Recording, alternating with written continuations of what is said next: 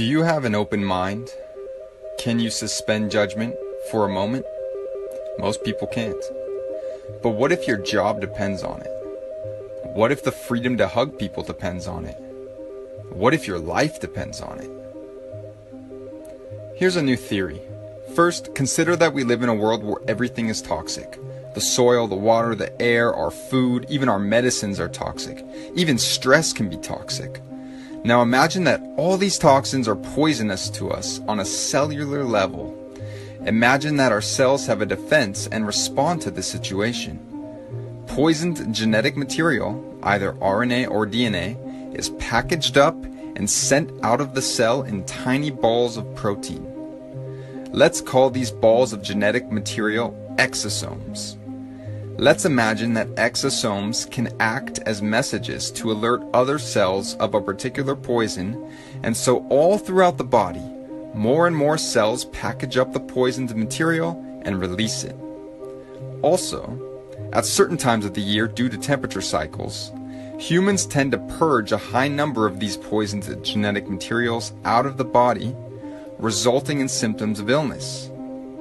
These exosomes neither cause illness nor are they infectious, though they do appear to spread throughout the body.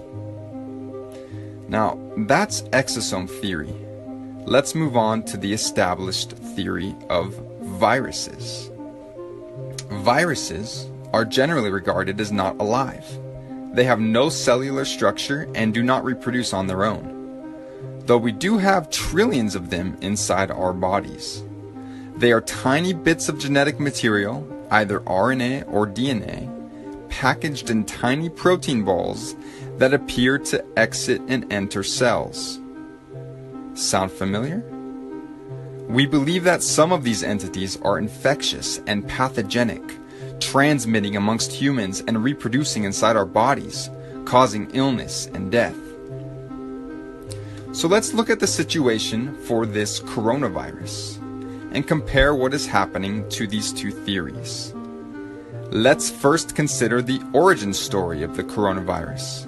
A group of people had a respiratory illness unresolved by antibiotics, so medical officials began looking, of course, for a virus.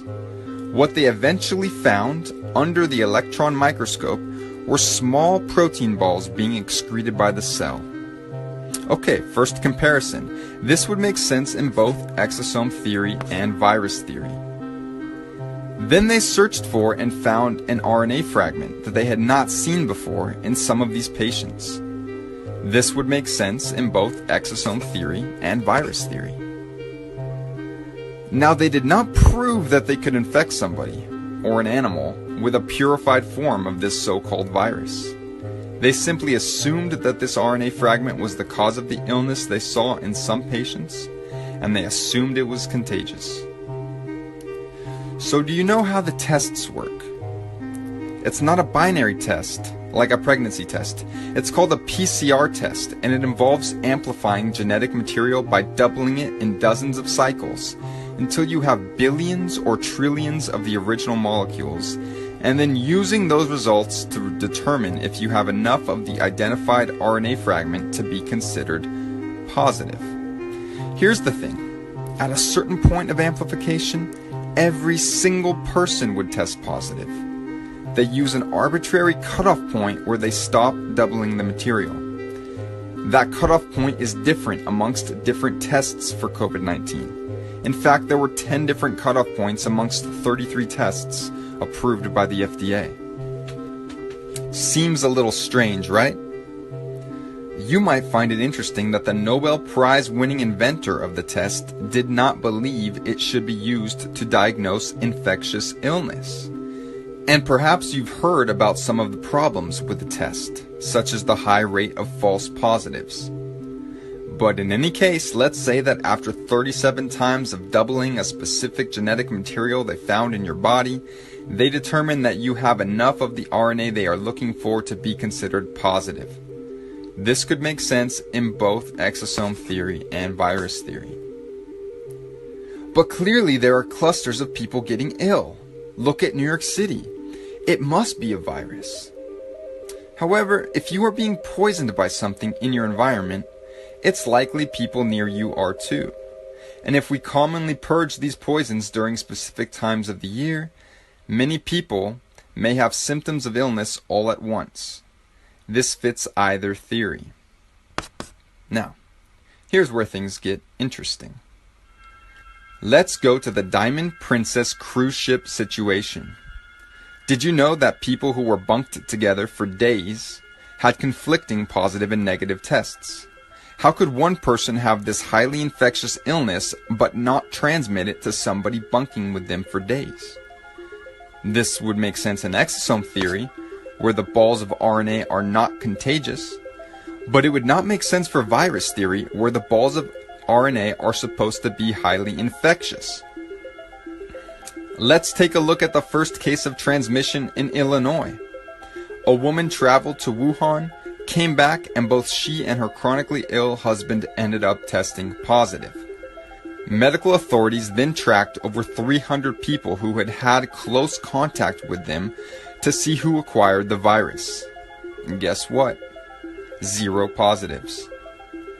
This again would make sense in exosome theory, since exosomes are not contagious. But it would not make sense for virus theory, where this is supposed to be an infectious virus. In fact, do you know that there are many documented cases all around the world of patients testing positive for this RNA fragment with no relevant travel history and no known possible contact with somebody who was infected? These were people in the middle of nowhere, early on in this whole crisis, who suddenly were testing positive. This would make sense, again, in exosome theory, where the RNA is being produced as an immune response within our cells. But it would not make sense for virus theory, where you are supposed to have had contact with somebody with the virus. What about the high levels of people testing positive who don't get sick? In fact, 80% of people testing positive are either asymptomatic or have slight cold symptoms. Why? This would make sense in exosome theory, since the RNA fragments are not the cause of the illness. But it would not make sense for virus theory, where this virus is supposed to cause the illness.